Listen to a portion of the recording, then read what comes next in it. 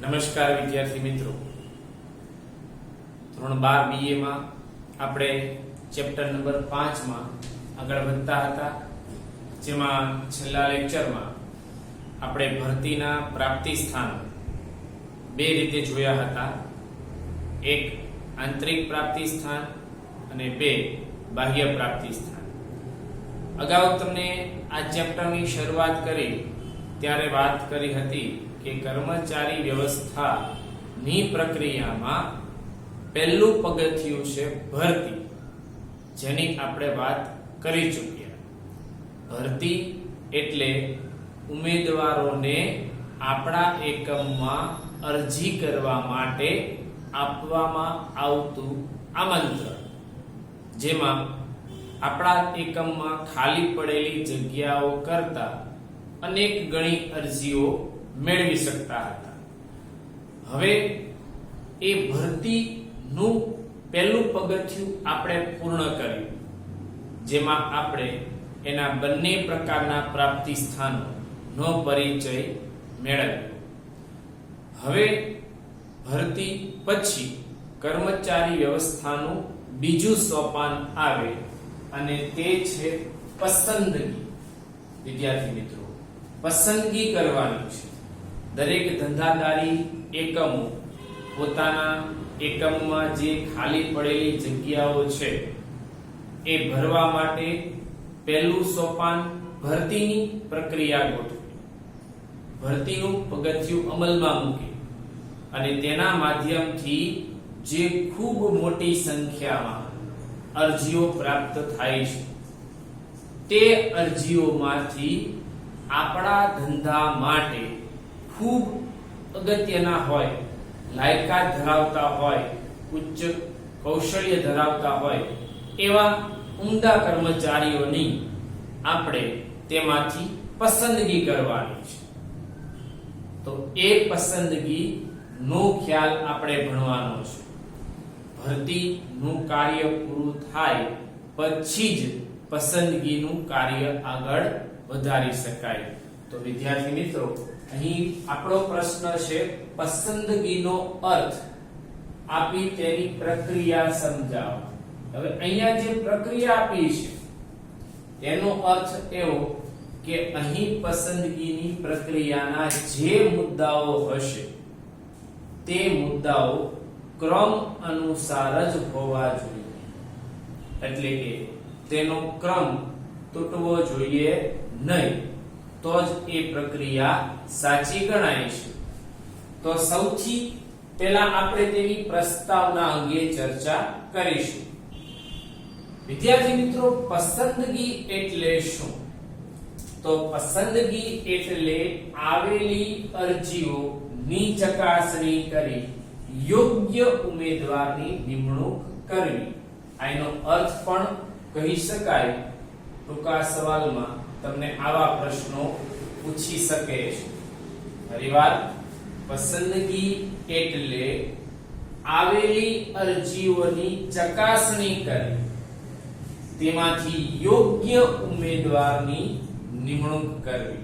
એટલે કે આપણે ભરતીના માધ્યમથી ખૂબ મોટી સંખ્યામાં અરજીઓ મંગાવી હોય તો એ મોટી સંખ્યામાં આવેલી અરજીઓ બધી જ યોગ્ય નહીં હોય, તો એમાંથી આપણે ચકાસણી કરવી પડશે કે કઈ અરજીઓ આપણા માટે અનુકૂળતા ધરાવે છે, આપણા એકમ માટે બંધ બેસતી છે.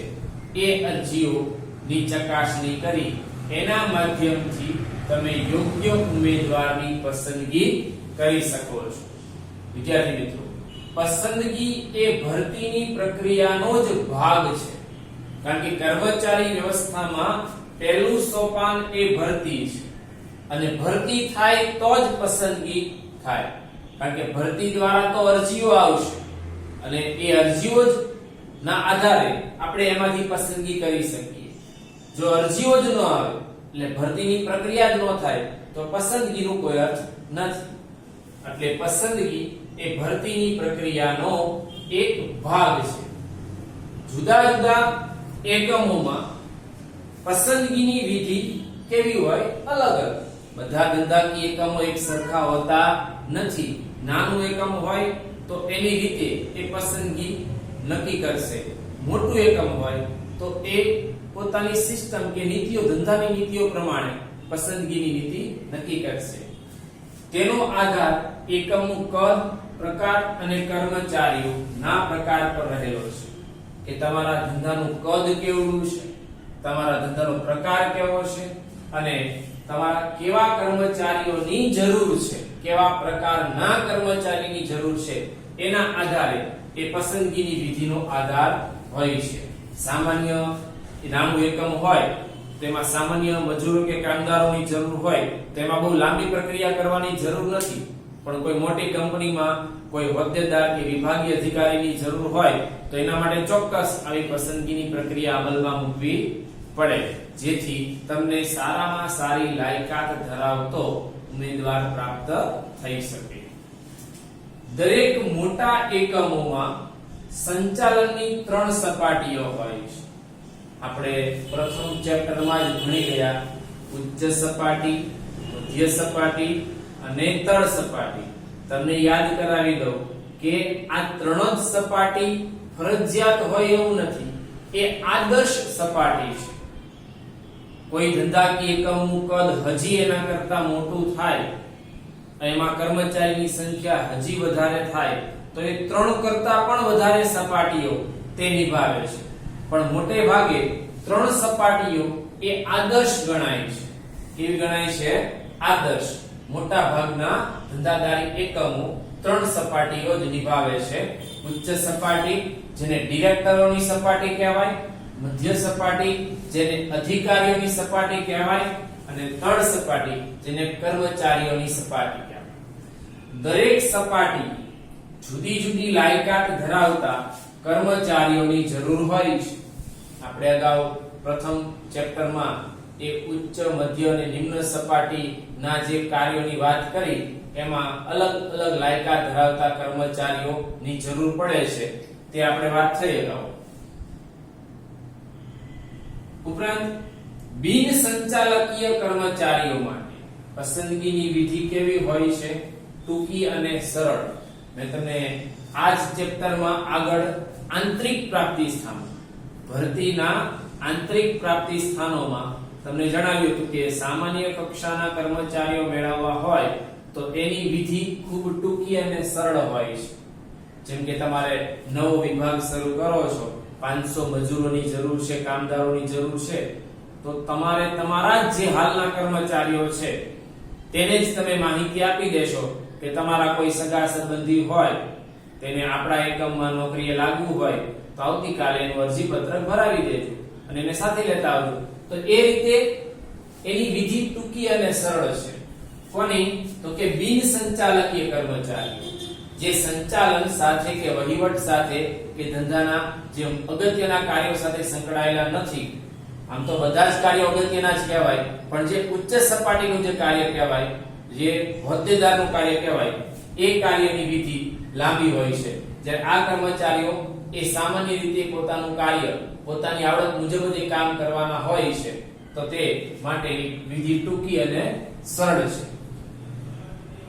જ્યારે ઉચ્ચ સપાટીના અધિકારીઓ જે સંચાલન સાથે સંકળાયેલા છે, આ બિન સંચાલકીય એટલે જે સંચાલન સાથે સંકળાયેલા નથી, જે માત્ર કામ કરે છે, અને જે વ્યક્તિઓ સંચાલન સાથે સંકળાયેલા છે, એમની પસંદગીની વિધિ વિશિષ્ટ પ્રકારની અને કેવી હોય છે? સુનિયોજિત, એટલે કે અગાઉથી જ નક્કી કરેલી હોય છે. ખાસ કરીને ઉચ્ચ સપાટી અને મધ્ય સપાટી ના જે અધિકારીઓ છે તેના માટે આવી વિશિષ્ટ પ્રકારની અને સુનિયોજિત પસંદગીની વિધિ નક્કી થાય છે. વિદ્યાર્થી મિત્રો, પસંદગી દ્વારા આપણે યોગ્ય, નિષ્ણાત, અનુભવી અને વફાદાર કર્મચારીની પસંદગી એ એકમ માટે મિલકત સમાન ઊભી કરી શકીએ છીએ. જો આપણી પાસે યોગ્ય કર્મચારી, નિષ્ણાત, અનુભવી અને વફાદાર કર્મચારીઓનું જૂથ હશે તો આપણે ખૂબ જ ઓછા સમયગાળામાં આપણા કોઈ પણ લક્ષ્યાંકો હશે એને સિદ્ધ કરી શકીએ છીએ.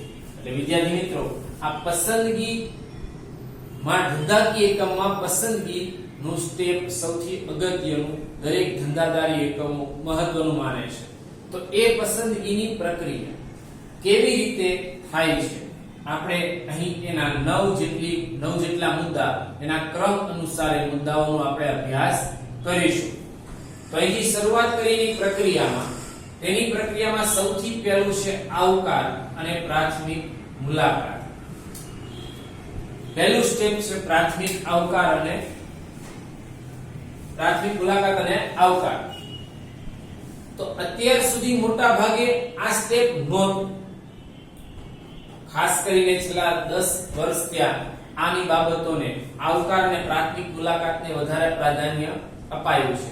એ પહેલા ડાયરેક્ટ અરજી પત્રકથી જ શરૂઆત થતી હતી, પણ હવે છેલ્લા કેટલાક વર્ષો થયા જેમ જેમ આધુનિકતા આવતી જાય છે તેમ આવકાર અને પ્રાથમિક મુલાકાત પછી એ અરજી પત્રકની શરૂઆત કરવામાં આવે. તે એટલા માટે છે, આપણે એની વાત કરીએ તો કોઈ પણ ધંધાકીય એકમ હશે તો એની અંદર જગ્યા ખાલી પડે કે ધારો કે 10 જગ્યા ખાલી પડે છે, તો એના માટે સીધું અરજી પત્રક ભરવા માટે જાહેરાત આપી દેવામાં આવે તો 10 જગ્યા માટે 10,000 અરજીઓ આવે તો ત્યાં એકમના ઘણા બધા કર્મચારીઓ હોય એમાં બીજી રહેવું પડે, એટલે કે એમાં વ્યસ્ત રહેવું પડે, બધી 10,000 અરજીઓની ચકાસણી કરવી પડે. એટલે હવે એ 10,000 અરજીઓમાં બધાય લાયક નહીં હોય, બધાય એ જગ્યા માટે એલિજિબલ નહીં હોય, તો એમાંથી પહેલેથી જે લોકો ખરેખર લાયકાત નથી ધરાવતા એ લોકોને પહેલેથી જ અરજી કરતા અટકાવવા હોય તો તેમના માટે આ આવકાર અને પ્રાથમિક મુલાકાત નું સ્ટેપ એમાં મૂકેલું છે.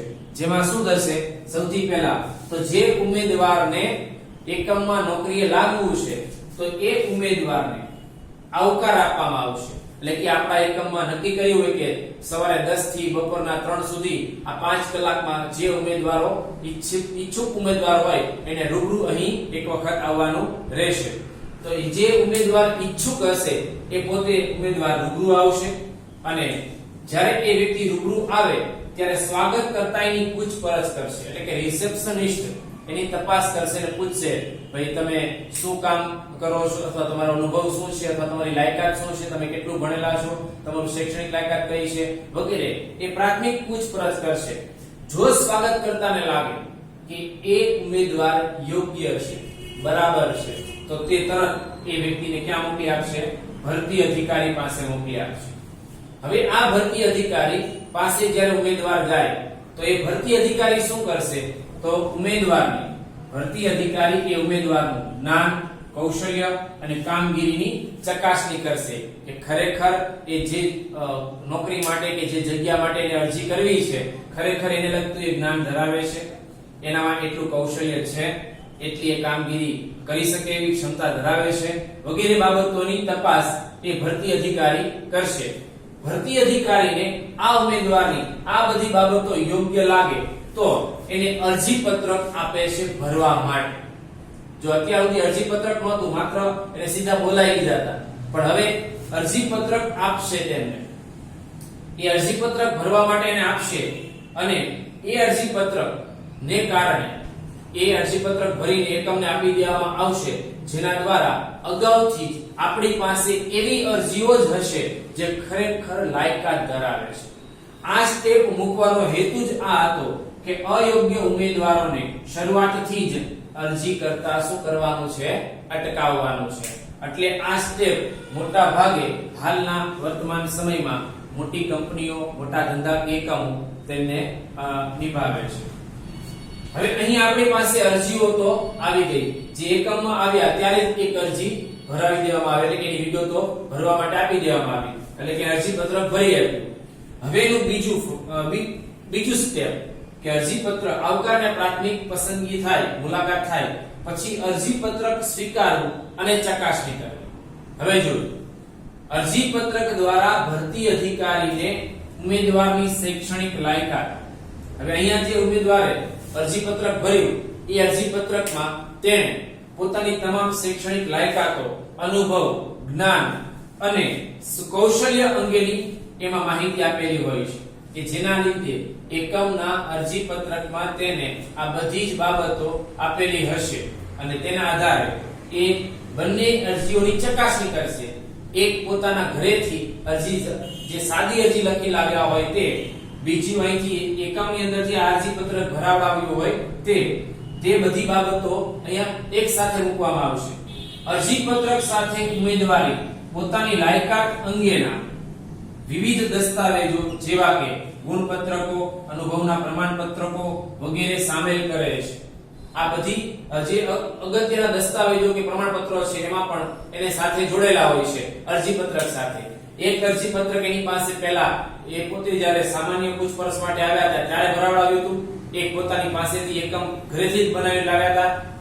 એ બંને અરજી પત્રકોની ચકાસણી કરવામાં આવે. એની સાથેના ગુણપત્રકો હશે, એના અનુભવના પ્રમાણપત્રો હશે. આ બધાની ત્યાં ચકાસણી થશે અને એ ચકાસણીને આધારે એવું લાગશે કે આમાં કંઈ પણ ફેરફાર છે કે તમે ઘરેથી જે અરજી લાવ્યા હતા એમાં વિગત અલગ છે અને અહીંથી તમે જે અરજી પત્રક ભર્યું એમાં વિગત અલગ છે, તો એ અરજી તમારી અયોગ્ય ગણાશે. તમે ત્યાં રિજેક્ટ થઈ જશો. તમે ઘરેથી બનાવીને લાવ્યા હોય તે અરજી પત્રક એટલે કે માહિતીઓનું પત્રક અને અહીંથી જે અરજી પત્રક ભરવામાં આવે એ બંનેની વિગતો સરખી થવી જોઈએ અને તમારા જે પ્રમાણપત્રો છે, શૈક્ષણિક લાયકાત છે એમાં કોઈ સંદેહ હોવો જોઈએ નહીં. જો આ બધું જ ઓકે હશે, બધું જ વ્યવસ્થિત હશે તો એને એ ચકાસણી કરીને અપ્રુવલ આપી દેવામાં આવશે અને તેને આગળના સ્ટેપમાં મૂકવામાં આવે છે. ભરેલ અરજી પત્રકની ચકાસણી કરવામાં આવે છે. જો અરજી પત્રકમાં માહિતી અધૂરી કે ખોટી જણાય તો તેવા અરજી પત્રકને શું કરવામાં આવે છે? રદ ગણવામાં આવે છે. એટલે કે તમારે જે અરજી પત્રકો, જેટલા અરજી પત્રકો તમારી પાસે ભરાવવામાં આવે એ બધા જ અરજી પત્રકોમાં એક સરખી વિગત હોવી જોઈએ. બધી જ વિગતો મેચ થવી જોઈએ.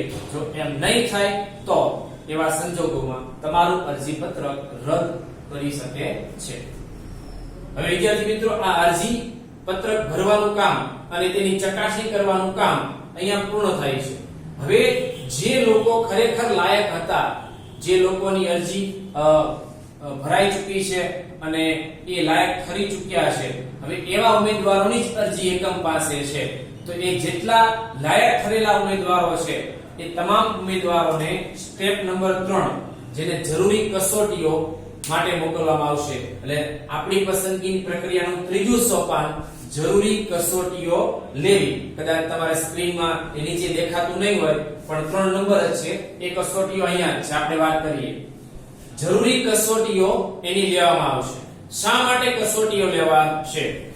તો જેમના અરજી પત્રકો માન્ય રાખવામાં આવ્યા છે અહીંથી, તેવા ઉમેદવારોની વિવિધ કસોટીઓ દ્વારા ઉમેદવારની માનસિક ક્ષમતા, એનામાં માનસિક ક્ષમતા કેટલી છે, એની ચપળતા કેટલી છે, એમની આવડત અને તેની અભિરુચિ એ એકમને જાણકારી મેળવવી પડે.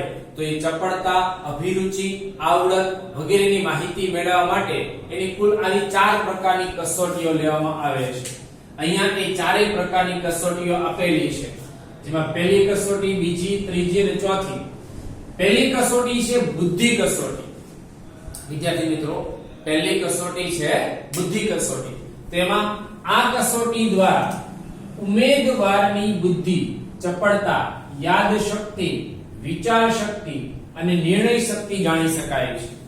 આ વ્યક્તિ કેવા પ્રકારની પરિસ્થિતિમાં કેવા નિર્ણયો લઈ શકે છે, એના વિચારો કેવા છે, આપણા એકમના અન્ય વ્યક્તિઓ સાથે તાલમેલ થઈ શકે એવા વિચારો છે, તેમની યાદ શક્તિ કેવી છે, કોઈ પણ બાબતમાં એની સજાગતા કેટલી છે, ચપળતા કેટલી છે વગેરે જાણવા માટે તેની બુદ્ધિ કસોટી લેવામાં આવે. તેની બીજી કસોટી છે અભિરુચિ કસોટી. વ્યક્તિને જે કાર્ય માટે ઉમેદવારને ખરેખર પસંદ કરવાનો હોય, શું એ કાર્ય પ્રત્યે ઉમેદવારની અભિરુચિ કે રસ છે કે નહીં એ જાણવા માટે તેની અભિરુચિ કસોટી લેવામાં આવે.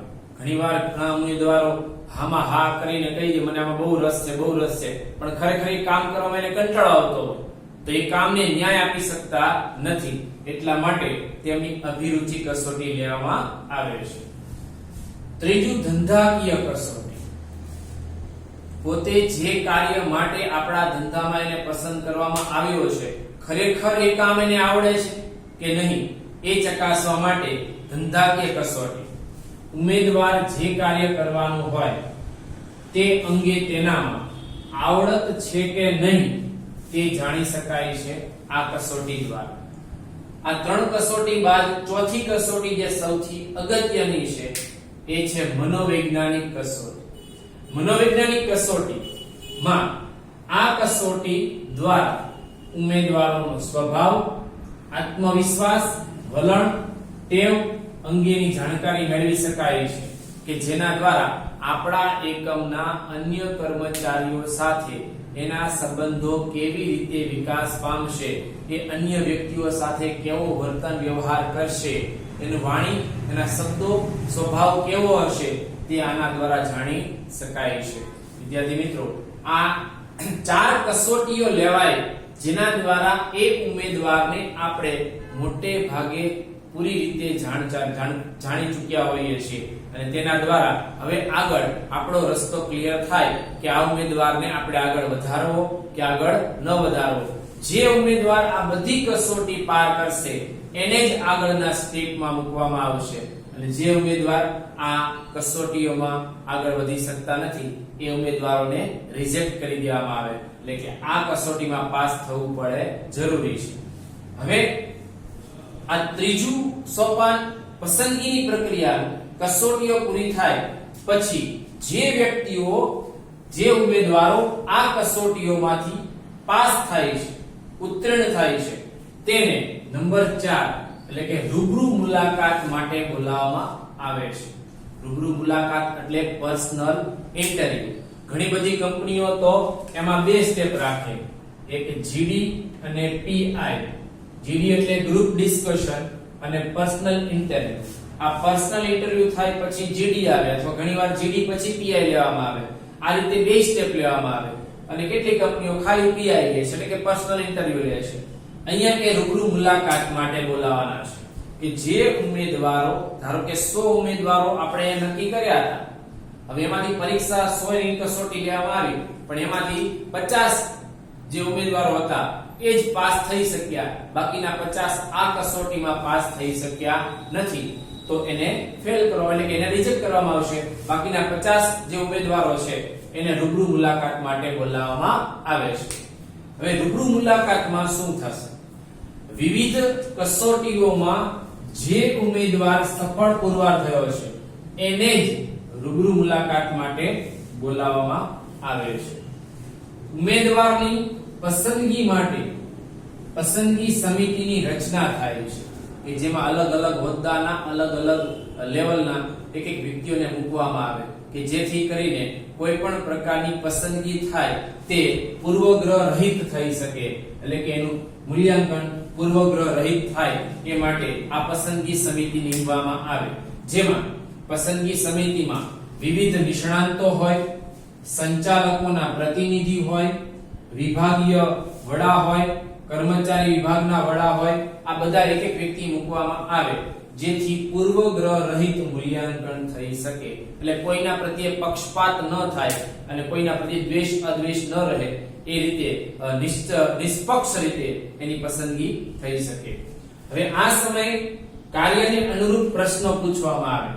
જ્યારે રૂબરૂ મુલાકાત થતી હોય, ઉમેદવાર સામે હોય ત્યારે એને માત્ર કામને લગતા જ પ્રશ્નો પૂછવાના છે, વિષયાંતર ન થાય એ ખાસ ધ્યાનમાં રાખવાનું છે. બીજું કે આજ રૂબરૂ મુલાકાત દરમિયાન જ નોકરીની શરતો કઈ કઈ હશે અને મળવાપાત્ર મહેનતાણું કેટલું હશે તેની સ્પષ્ટતા અહીં જ થઈ જાય છે.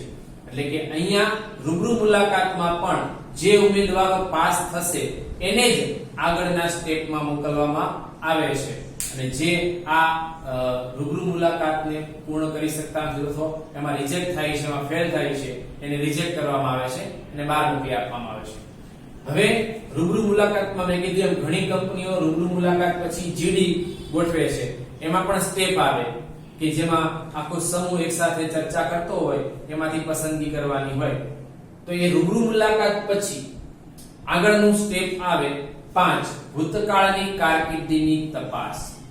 અહીંયા રૂબરૂ મુલાકાતમાં ધારો કે 50 વધ્યા હતા, પેલા ધારો કે આપણે 100 ની અરજીઓ કરી હતી તેમાંથી અરજી પત્રક આપણે સ્વીકાર્યું 80 નું, 80 માંથી જે જરૂરી કસોટી લેવાની થઈ એવા વધ્યા 50 જ.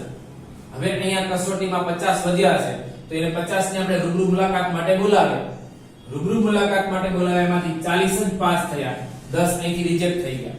તો હવે જે 40 વધ્યા છે એ 40 એ 40 ની ભૂતકાળની કારકિર્દીની તપાસ થશે કે આ ઉમેદવારો પહેલા ક્યાં નોકરી કરતા હતા અથવા અત્યારે જે ક્યાં નોકરી કરે છે એ વિશેની ખાનગી માહિતી મેળવવામાં આવશે. અને એ માહિતી અને અહીં એને જે અરજી પત્રક ભરેલું છે એને આપેલી માહિતી છે, આ સમય અરજી પત્રક વખતે જે માહિતી આપેલી હોય એ બંને માહિતીને સરખાવવામાં આવે છે. જો બંને માહિતી સરખી હોય તો એને કોઈ તકલીફ થશે નહીં, પણ જો બેમાં માહિતી જુદી જુદી હશે અથવા અરજી પત્રકમાં ઉમેદવારે ખોટી માહિતી આપેલી હશે તો અહીંથી જ તેની અરજી રદ થઈ જશે. ભલે તેને આ કસોટીઓ પાસ કરી હોય, રૂબરૂ મુલાકાત પાસ કરી હોય, તેમ છતાં એને આપેલી માહિતી જો ગમે એક અરજી પત્રકમાં ખોટી હશે તો એને રિજેક્ટ કરી આપવામાં આવે છે. એટલે ભૂતકાળની કારકિર્દીની તપાસ થાય તેના આધારે એ વ્યક્તિની નિમણૂક કરવામાં આવે છે. ભૂતકાળની કારકિર્દીની તપાસ થયા પછી આમાં ભૂતકાળની કારકિર્દીમાં તમારું જે અરજી પત્રક હોય એમાં તમે જે વ્યક્તિના રેફરન્સ તરીકે નામ લીધા હોય અથવા લખ્યું હોય એ સદગૃહસ્થો એની પણ અહીં પૂછપરછ એકમ કરી શકે છે. ધારો કે મને નોકરી આપવા માટે મેં મારા અરજી પત્રકમાં રેફરન્સ તરીકે મારા ખૂબ જ નજીકના મિત્રનું નામ લખ્યું હતું તો એકમ કે કંપની એ વ્યક્તિની પૂછપરછ કરી શકે અને એ વ્યક્તિએ નિષ્પક્ષ રીતે એની માહિતી આપવાની રહેશે, પૂર્વગ્રહ રહિત માહિતી આપવાની રહેશે, તો જ આપણી પસંદગી કેવી ગણાશે? સાચી ગણાશે. ભૂતકાળની કારકિર્દીની તપાસ થઈ જાય પછી પ્રાથમિક પસંદગી થશે. પ્રાથમિક પસંદગી એટલે શું? તો અહીંયા ધારો કે છેલ્લે 40 વ્યક્તિઓ વધ્યા છે ઉમેદવારો જે ભૂતકાળની કારકિર્દીની તપાસ કરી, એમાં બધાની ભૂતકાળની કારકિર્દી તપાસ થયા પછી બધા બરાબર જ છે ને કોઈ તકલીફ નથી, તો હવે 40 માંથી આપણે જરૂર 20 ની જ છે. 40 માંથી આપણે જરૂર કેટલાની છે?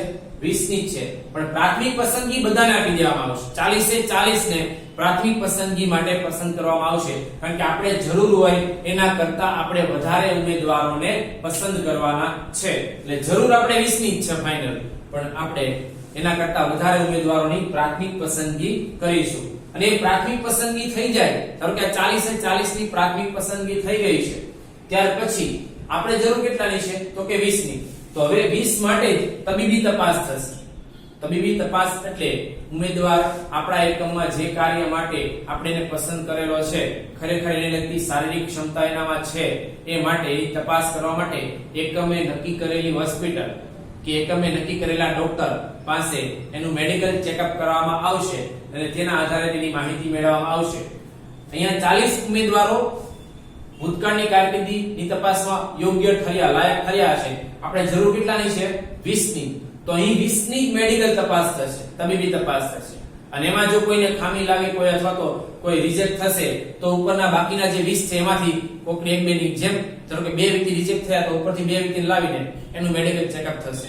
પણ માની લો કે 20 મેડિકલ ચેકઅપ થઈ ચૂક્યું, બાકીના 20 ને પ્રતીક્ષા યાદીમાં મૂકી દેવામાં આવશે કે ભવિષ્યમાં આપણા એકમમાં જો જગ્યા ખાલી પડે તો આપણે આ પ્રોસેસ કરવાની જરૂર નહીં પડે, સીધા જે પ્રતીક્ષા યાદીમાં જે વ્યક્તિ આવતા હોય ક્રમમાં એને મેડિકલ ચેકઅપ માટે મૂકી આપવામાં આવશે અને એને સીધી પસંદગી આપી દેવામાં આવે છે.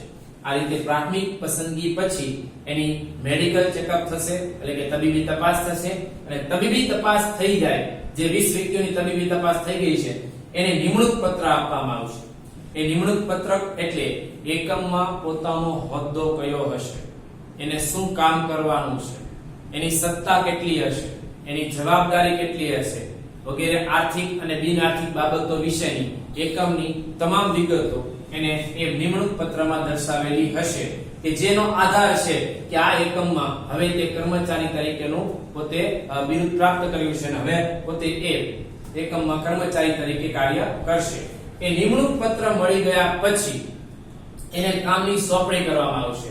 એ કાર્યની સોંપણી કરતા પહેલા એને એકમનો પરિચય આપવો પડે, એટલે કે છેલ્લું સ્ટેપ એનું એકમ પરિચય અને કાર્યની સોંપણી. આ નિમણૂક પત્ર જે વ્યક્તિને સોંપાઈ ગયું હોય એ કર્મચારીને કામની સોંપણી કરતા પહેલા એને એકમનો પરિચય આપવાનો છે કે આપણા એકમની નીતિઓ કેવી છે, આપણા એકમનું વાતાવરણ કેવું છે, આપણા એકમનું પર્યાવરણ કેવું છે, આપણા એકમના કર્મચારીઓ કેવા છે, એના ઉપરી અધિકારી કોણ છે, એના તાબેદારો કોણ છે, વગેરે બાબતોમાં આખા એકમનો પૂર્ણ પરિચય મળે ત્યાર પછી એને પોતાનું પરમેનન્ટ કામ સોંપવામાં આવે છે, જેથી કરીને તે સરળતાથી પોતાના કાર્યને ન્યાય આપી શકે. આમ વિદ્યાર્થી મિત્રો, આ પસંદગીની પ્રક્રિયાના કુલ 9 મુદ્દાઓ છે જે ક્રમમાં જ આવવા જોઈએ. આ 5 મુદ્દાઓ જે છે એ સીધા તમે પીડીએફ માંથી જ લખી લેજો, જે ચોપડીમાં આપેલા છે એ પ્રમાણે જ તમારે લખવાના છે, એટલે મેં અહીંયા વિસ્તૃત લખેલા નથી.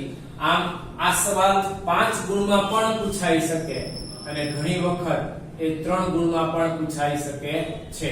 એટલે વિદ્યાર્થી મિત્રો, ખાસ આ પ્રક્રિયાના મુદ્દા ક્રમમાં રહે એની ખાસ તકેદારી રાખવી, જેથી તમે સરળતાથી એને લખી શકો અને ક્રમમાં એ યાદ પણ સરળતાથી રહેશે.